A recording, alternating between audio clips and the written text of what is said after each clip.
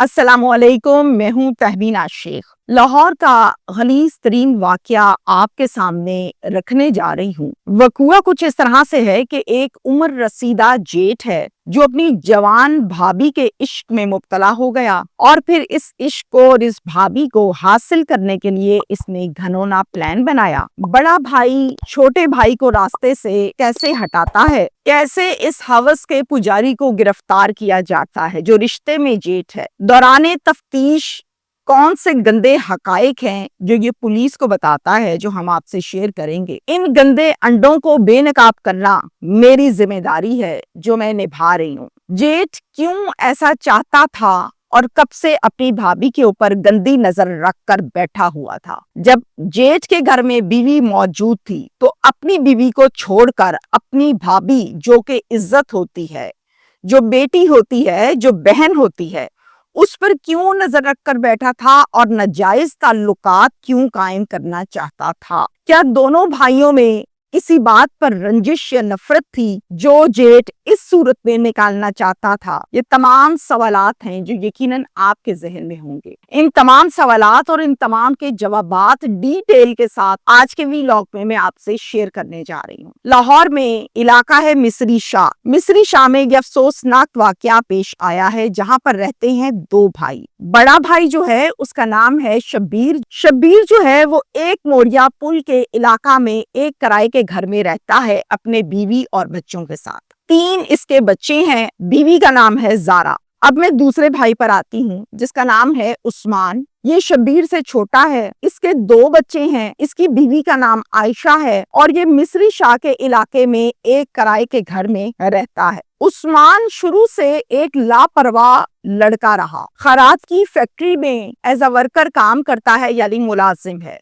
4-5 दिन घर ना आना इसका मामूल है। ना घर पर बीवी का खर्चा पूरा करता है, ना औलाद का खर्चा पूरा करता है। जिस बात पर अक्सर औकात बीवी ये गिला शिकवा करती है कि तुम्हें अपनी औलाद से प्यार नहीं है, तुम हर टाइम सिर्फ और सिर्फ लापरवाही का मुजाहरा करते हो। जब देखो तुम घर से बाहर हो, तुम्हें नहीं पता कि घर पर खर्चा देना है, बच्चों की जिम्मेदारी है, जिस पर अक्सर औकात उस्मान अपनी बीवी को झटक देता था, जलील कर देता था। बीवी हमेशा यही रोना इसके सामने रोती थी लेकिन इसको असर नहीं होता था। बीवी जिसका नाम आयशा है वो तंग आकर अपने जेठ के घर जाती है और अपने जेठ शब्बीर को जाकर बताती है कि अपने भाई को भाईजान समझाएं, अपनी औलाद से इसको प्यार नहीं, मुझसे इसको प्यार नहीं है, घर की जिम्मेदारियों को ये पूरा नहीं करता, मुझे बताएं मैं कब तक लोगों से मांग मांग कर पूरा करूं। जेठ ने पूछा किससे मांगती हो, तो जवाब आया कि मैं अक्सर औकात अपने मैके से पैसे मांगती हूँ, कभी माँ से लेती हूँ, कभी भाइयों से लेती हूँ और फिर अपने घर का सिस्टम चला रही हूँ। आप अपने भाई को बुलाएं और उसको समझाएं।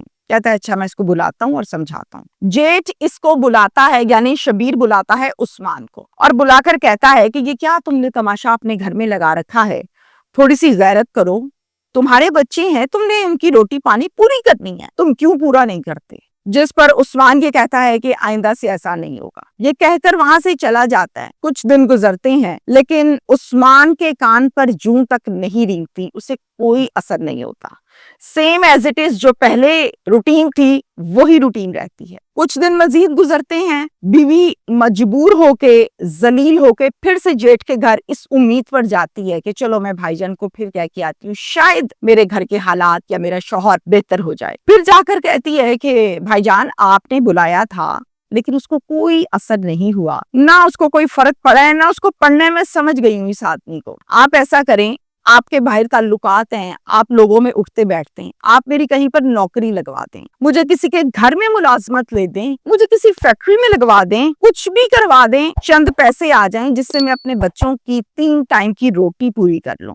भाई कहता है, यानी जेठ कहता है कि ठीक है मैं कोशिश करता हूँ। भाईजान ये जुमला मुझे कहना तो नहीं चाहिए लेकिन मैं मजबूर होके कह रही हूँ कि मैं अपने भाइयों से पैसे लेके घर का खर्चा पूरा करती हूँ। अब मेरे भाई भी मुझे पैसे देने बंद कर गए हैं, अब बताएं मैंने किससे पैसे मांगने। उसने कहा कि अल्लाह खैर करेगा। अपने घर आ गई। 1 हफ्ता यानी 7 से 8 दिन गुजर गए। अपने जेठ को कॉल की, भाईजान मैं आपको कह के आई थी कि मेरी नौकरी का बंदोबस्त करते हैं, हमारा तो 1 दिन गुजारना भी मुश्किल है, तो मेरी नौकरी का कुछ आपने किया। जेठ ने कहा कि मैंने 1-2 लोगों को कहा है, इंशाल्लाह हो जाएगी, थोड़ा सा और सब्र करो। خاموش ہو گئی۔ 16 جون کو دوپہر 2 بجے جیٹ شبیر کال کرتا ہے اپنی بھابھی عائشہ کو، کہتا ہے عائشہ میری طرف آ جاؤ، میں نے کچھ لوگوں کو نوکری کے لیے کہا ہوا تھا، تو ان میں سے ایک میرا دوست ایسا ہے جس نے مجھے کوئی پازیٹیو رسپانس دیا ہے نوکری کے لیے، تو تم میری طرف آ جاؤ، میں تمہیں خود اپنے دوست کے پاس لے کے جاؤں گا اپنی بائک پہ، تو مجھے لگتا ہے کہ تمہاری نوکری پکی ہے۔ عائشہ کے چہرے پر خوشی کے اثرات بے تحاشا۔ بھائی جان میں ابھی پہنچی۔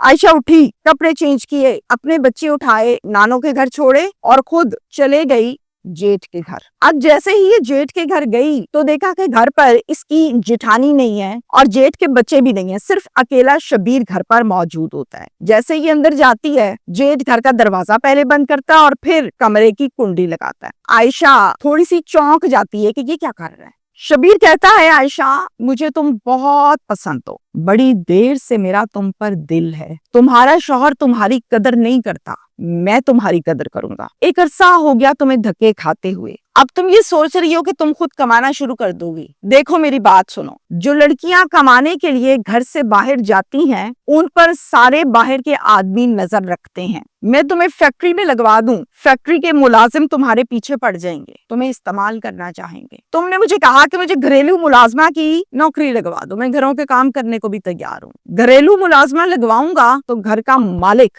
تمہارے پیچھے پڑ جائے گا، تمہیں کہے گا مجھ سے ناجائز تعلقات قائم کرو۔ پھر کیا کرو گی؟ اور اگر کرو گی تو کس سے کرو گی؟ تو گھر سے جو لڑکیاں کمانے کے لیے باہر جاتی ہیں ان کے ساتھ یہ کچھ یقینی طور پہ ہوتا ہے۔ اب وہ آنکھیں کھول کھول کے دیکھ رہی ہے کہ کچھ سمجھ نہیں آ رہی، یہ بولتا کیا جا رہا ہے۔ تو سب سے بہتر یہ ہے کہ اب ذلیل ہونا چھوڑ دو، تم میری ہوس پوری کرتی رہو، میں تمہارے بچوں کی اور تمہاری ذمہ داری کو قبول کرتا ہوں۔ دیکھو عائشہ، گھر کی بات گھر میں رہ جائے گی، کسی کو پتہ بھی نہیں چلے گا، یہی کام تمہیں باہر بھی کرنا پڑے گا، لیکن میرے ساتھ کرو گی تو کسی کو معلوم نہیں ہوگا، گھر کے اندر رہے گا۔ بھائی جان صبر ٹوٹا، آگے سے بولی بھائی جان آپ نے مجھے فون کیا تھا کہ نوکری کے لیے لے کر جاؤں گا، اور یہاں بلا کے آپ مجھے یہ کیا غلیظ قسم کی گفتگو کر رہے ہیں۔ میں رشتے میں آپ کی چھوٹی بھابھی ہوں، اور چھوٹی بھابھی بیٹی ہوتی ہے، چھوٹی بھابھی چھوٹی بہن ہوتی ہے۔ آپ مجھے کیا دیکھ رہے ہیں اور کیا کرنا چاہتے ہیں میرے ساتھ؟ میرے شوہر سے اگر میرے مسائل ہیں، پرابلمز ہیں، تو اس کا ہرگز مطلب یہ نہیں ہے کہ میں آپ کے ساتھ سیٹ ہو کے تعلق بنا لوں گی، بالکل نہیں بناؤں گی۔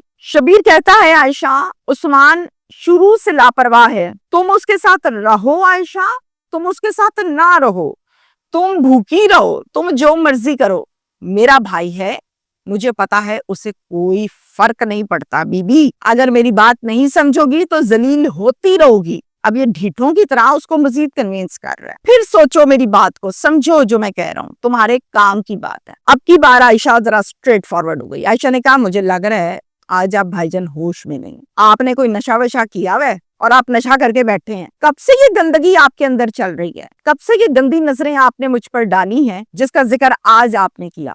میں تو آپ کو بھائی سمجھ کے کہتی رہی کہ میرے گھر میں یہ مسئلے ہیں، میری نوکری لگوا دیں۔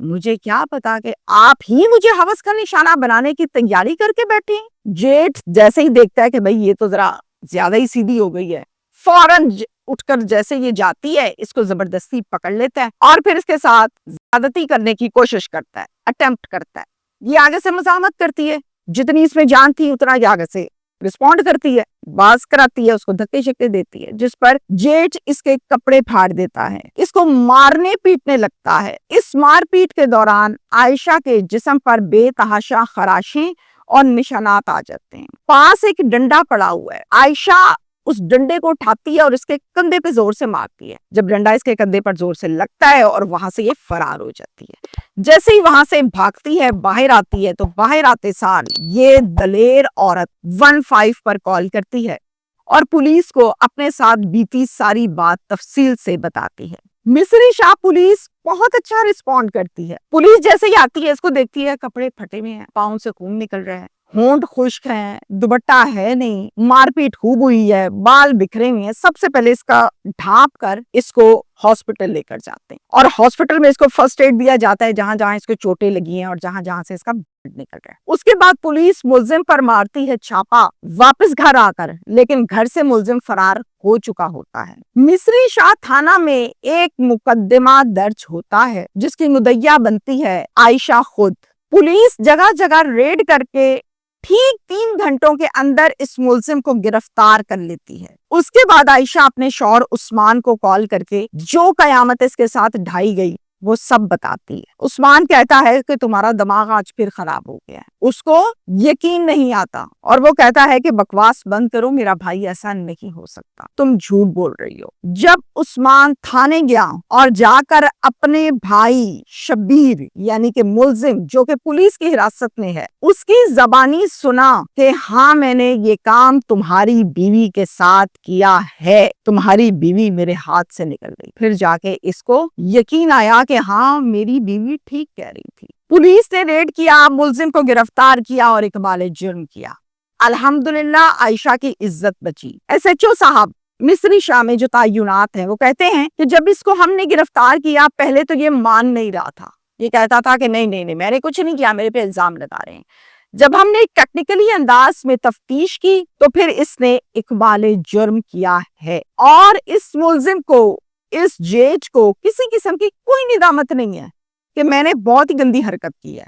नेवर एवर, उसको कोई दुख नहीं है, कोई शर्मिंदगी नहीं है। ये सारे का सारा केस है घनौना जो मैंने आपके सामने रखा। अब मैं आपको मैसेज दूंगी इस केस में कि इस नहज तक हालात कब पहुंचते हैं, कब किसी की बीवी पर कोई आदमी हाथ डालता है। गंदी नजर और नीयत में फतूर आता किस टाइम है, वो मिस्टेक क्या होती है? वो मिस्टेक ये होती है घर का मर्द जब अपनी जिम्मेदारी को पूरा नहीं करता तो उस जिम्मेदारी को पूरा करने के लिए बाहर के मर्द खड़े हो जाते हैं। जब घर का मर्द बच्चों की जिम्मेदारी, रोटी पानी, किराया खर्चा, बिल पूरा नहीं करेगा तो औरत अच्छी होगी तो उसका साथ देगी, नौकरी करेगी, बाजू बनेगी, और अगर वो अच्छी नहीं होगी तो वो बाहर किसी के साथ नाजायज मरासिम कायम करके वहां से अपनी नीड्स को पूरा करेगी। वहां से खराबी शुरू होती है। तो घर के मर्द को चाहिए, वो बाप है, वो बेटा है, वो शौहर है, 3 ही रिश्ते हैं, बाकी सब गैर होते हैं। क्या जेठ, क्या देवर, क्या कजन, क्या चाचे, क्या मामे, सब गैर है। वो दौर, वो सदियां गुजर गई जब किसी की बेटी को अपनी बेटी समझते थे। अब ऐसा नहीं होता मेजॉरिटी केसेस में। जब आप अपनी जिम्मेदारी पूरी नहीं करते तो फिर बाहर से ये मामलात होते ही होते हैं। कुछ के खुल जाते हैं, कुछ के बंद रहते हैं। अल्लाह सबके पर्दे रखे। लास्ट में एक जुमला, जब आपका शौहर नहीं बनता तो घर से बाहर खड़ा हर मर्द आपका शौहर बनने के लिए तैयार खड़ा होता है। अब आपकी चॉइस है कि आपने शौहर बनना है या अपनी बीवी को किसी के हवाले करना है। Thank you.